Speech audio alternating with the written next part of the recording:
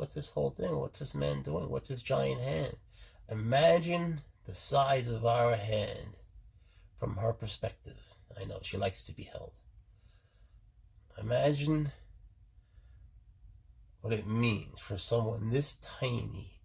Look how tiny she is. Imagine what it means for her to be held by something as giant as me. You know, can you imagine? It's like unthinkable for us. Unless you watch Star Trek, then you know what I'm talking about. But, you know, she's starting to chill, right? You know, usually they're cool with the thing that's holding them. You know, they look at you as like the scarecrow. So, as long as you're chill and you believe in them, they'll believe in you. You know, come here, you. She doesn't like the hook, though.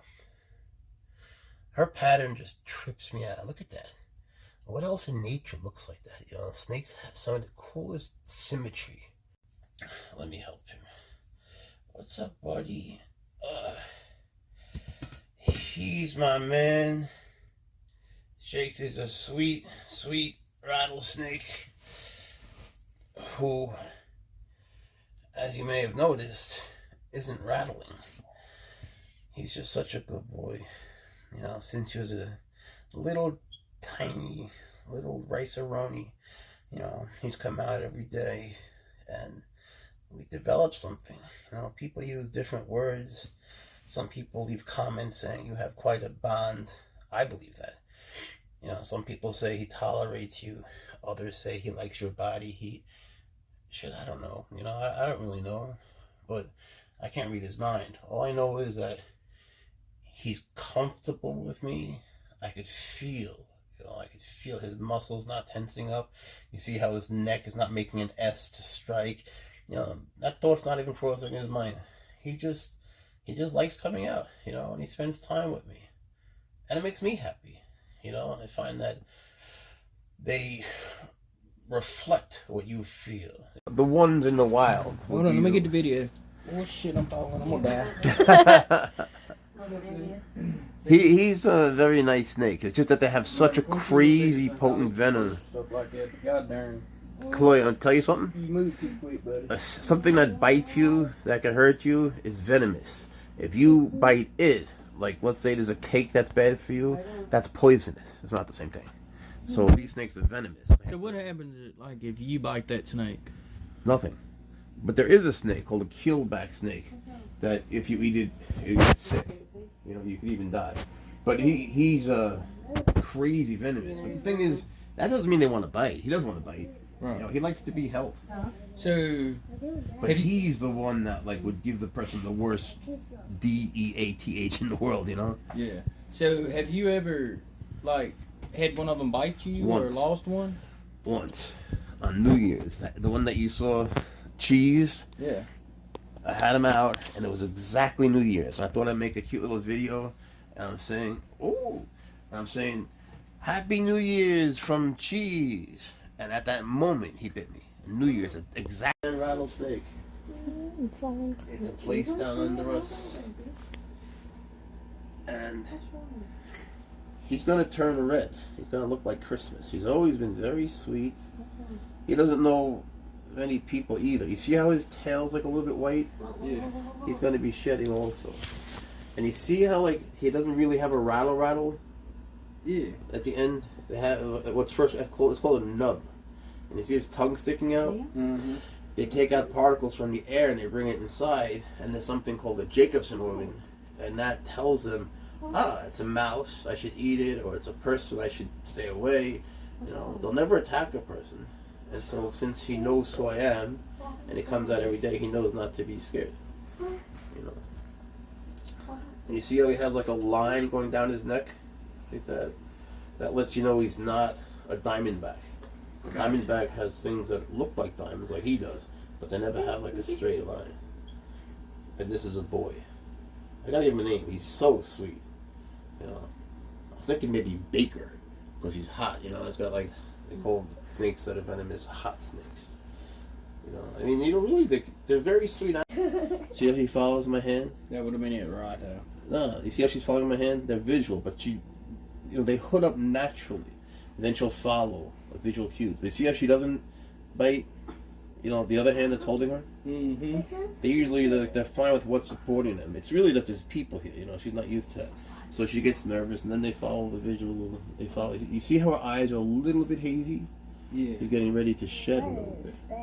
But you know, people try to make them hood up. You know, they think it looks nice because it makes them look more like a cobra instead of like a regular snake, like a corn snake. But it doesn't mean that they're gonna bite. And then you say, okay, good job, good job. Her name is Speckles, but she's a spectacled cobra. Spectacles are like, they're like two lines. If they have one circle like the other one, that's called a monocled cobra. That's sort of All right, now, sorry, what do you think? Can I hold you a little bit?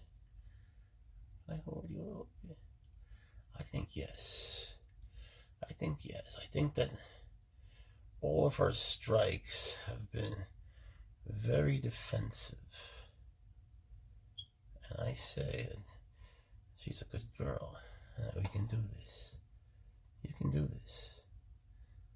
See, we're okay. We do this, we do it every day, a little bit more and more. You know, I'm not ready to free handle her, but just to get her used to my hand. You know. Here's Bubbles coming at you. She's a true water cobra, and she's truly a pleasure. We say true water cobra because she's not a false water cobra, which also exists.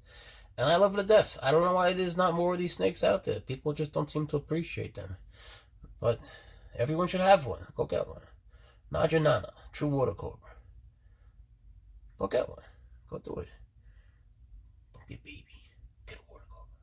So, here we have Bubbles, who is a true water cobra. And she's going to be shedding soon. You can see she's beginning the process. And you guys know I take my snakes out every day. I don't need to tell you all that stuff. But you can see, you know, she sometimes is a twitchy snake.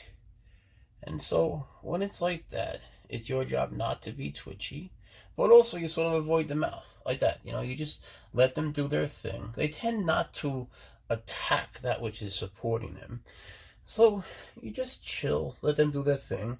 And when the mouth gets too close, you know, you can adjust depending on how it's coming at you. Like this, I don't worry about. You know, you can sort of tell. But elapids have this thing, and also king snakes, by the way, where sometimes they'll be on you, you're holding them, and they just bite you out of nowhere, you know. I don't know what that is, you know, but it's this thing that I have on my mind when I hold, especially her. And she never did that, so I feel like it's a false accusation, you know. Isn't that one of those sins? But it's also just the way she moves, you know. Sometimes I think that she just moves in a twitchy way naturally. It's just that at first she moved a little different, you know. And she's going through shed, and, you know, maybe she's in a bad mood. And there goes the camera. All right, look at Precious. Look how she just takes it all in, you know. She just basks. The other boomslings, you know, there's a whole bunch. They all do their thing. But she's so different. She's so curious about her world. She's not afraid of me, you know. And she's wild caught. And it wasn't that hard, you know, working with her. It's like she wanted to learn. Like Larry, you know, Larry's really teachable too. You know, some, they're harder to work with. But she's just so special and sweet. Let's take her out and see what she has to say. Here's your boy Shakes. A beautiful rattlesnake who's not rattling because he's such a good boy. He's just a sweetheart, you know. And I love playing with him. And I always have since he was a little baby. He's going through a growth spurt. It's like his adolescence almost. But he's one. You know, maybe he's, I don't know, what are you, a toddler? I don't know what he is. But he's growing, I tell you that. And I love him to death. He's just a sweet, sweet, sweet animal. He's a good boy. Yeah, he's going to give you a kiss. Walk. Walk. We appreciate you. See, he is. Thank you for watching. He's a good boy. Your Uncle Cobra, who you know and love. My baby. She's so nice. Look at her. Look at her. Coming out for her daily walk, so to speak. I love this girl so much. And I'll tell you a funny story. When I was in college, I took this class called summer school called the Philosophy of Education.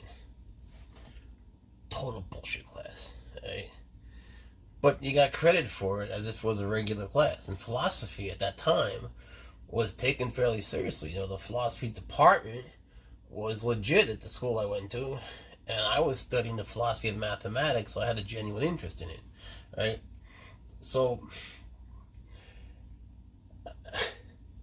the guy who taught it, the first day he gets there, there must be fucking 450 people in the audience. I'm saying the word audience, not classroom. There's a giant place, right? So there's all these people. Come here, girl. There's all these people. It was like being in a coliseum, like you're watching some sort of a concert, like watching Kiss.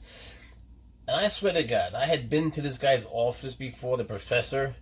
And a professor's office, normally he's got books. It should look a bit austere, right? Maybe he has a student visiting. It smells like a pipe, which is wonderful. Tobacco. And all that shit. This guy, he had a mirror with lights on it. And he genuinely considered himself like a movie star. Or a rock, like a rock pop rap star. I don't know what the fuck he thought. But he would, give me a girl. He would put on makeup. Swear to God, right? I have friends over there that are, alive and well. And he would go out there, and I remember it was day one, and he goes, "Welcome to the philosophy of education." And it's like, maybe now there's like 500 people in this auditorium. It was like a concert, right? Everyone's happy. People got dressed up. It's like a bullfight in a way. And then he says, "The most boring class in the university," which was true. So why the fuck was everyone there? Taking the most boring class maybe in existence. It was like, it wasn't like anything. It was just the most tedious, boring thing that would bore an oyster. So, the truth was, everybody who went there got an A. Every single person who took the class got an A, right? So I took it with my friend named Sherry, and we had to break into groups. And Sherry was the group leader, and she did so much work. She did so much work. I didn't do shit, I was out with my friends having fun. I was having a good summer. I figured let her do the work, So she does all this shit. She puts on a play about Plato. She takes one of Plato's dialogues, turns it into a play, right? Meanwhile, I haven't fucking been there for like a month. He never knew who was there. I mean, there's 500 fucking people there, right? And so, and so she puts on the play, and Sherry gets a C, right? So I wrote a paragraph about the play. He gave me an A, right? And so, I had to go talk to the guy and appeal to his vanity, which wasn't hard, to get her grade up, which didn't fully work. I got her up a little bit, but I think she got a B minus. Anyway, the funny thing is, same shit's happening to me. I started a Facebook chat group. It's called Venomous Snakes Classifieds on Facebook. Please don't join. I'm just gonna reject. I'm rejecting everybody. There are 30,000 fucking members. I have another chat group. It's called Cats. That's it. Just cats. Guess what it's about? Good. And there are 286 members, right? Why the fuck are there 30,000 people in my Venomous Snakes class? Who? There are people like Venomous Snakes. Look, I'm holding one. I sort of forgot. But 30,000 people from across the fucking world, really? And there's people coming from, every day now. Today there were 587 requests It's like they might as well read the Kama Sutra instead of reading the fucking I gotta read the profiles. I have to reach that they've given reviews to see how their mind works. Because there's so many scammers and porno girls and weirdos and people posting shit for logos. Like, you can't imagine. You can't imagine. And it's like become this whole fucking full-time thing. And it makes me think of that philosophy class. Like, everyone's there for a bullshit reason. For an A. That they don't fucking... I mean... The truth was, honestly, not to be a dick, but I really knew that shit. You know, like, I actually knew the philosophy. I majored in the philosophy of mathematics. But these people, especially my friend Sherry, who did all the work, she had no fucking idea, and she learned everything. And she put on a play, right? Which I didn't even go to, but he thinks I was in it.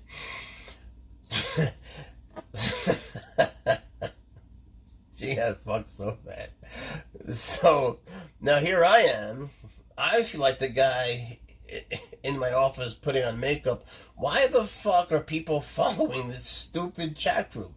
You know, Venomous Snakes Classified. That attracts 30,000 fucking people.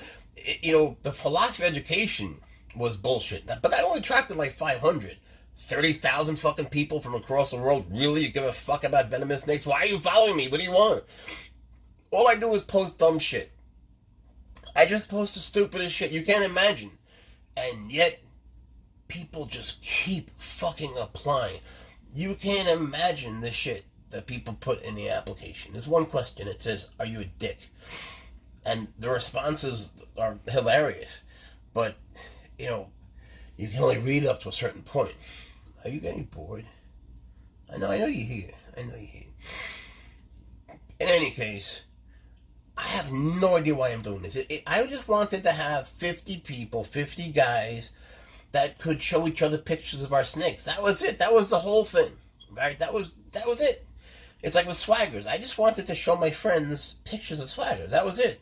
And suddenly people started following, you know, and all sorts of shit. With the snakes, I just wanted to trade pictures. I never wanted to spend more than 10 minutes a day on it. And it's like 8 fucking hours. Sometimes it goes on forever. And the YouTube thing, YouTube's even worse. I'm not even getting into that shit. YouTube fucking sucks dick. YouTube is so fucking easy to watch. It is not the same thing when you're the one making the content. YouTube, when you're making the content, it's like being with swaggers, like having swaggers. It's a soul-sucking, ego-destroying, mind-fucking, life-destroying process that will fuck your mind for life. And if you think YouTube is easy or having a Serval is easy, you haven't had a YouTube channel and you haven't had a Serval, and go out there and you try to do both and you be me for a fucking day and then go out and run your fucking Facebook chat group, because my life has become shit. Fuck me. Then I work. I do jitsu every day. Every day, jiu-jitsu. Every day, Kyokushin karate.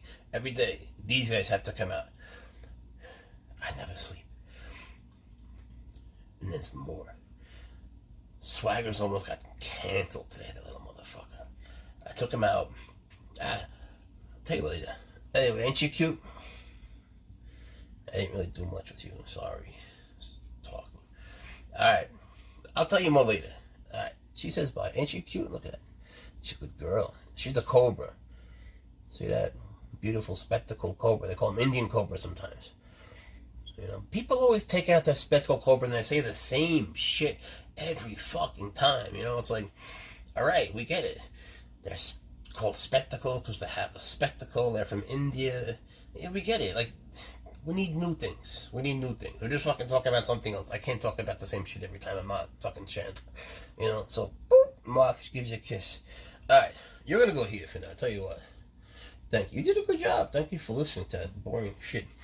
You too. Thank you for listening to that boring shit. I appreciate you guys, and we will catch you next time, and we go on to the next snake right fucking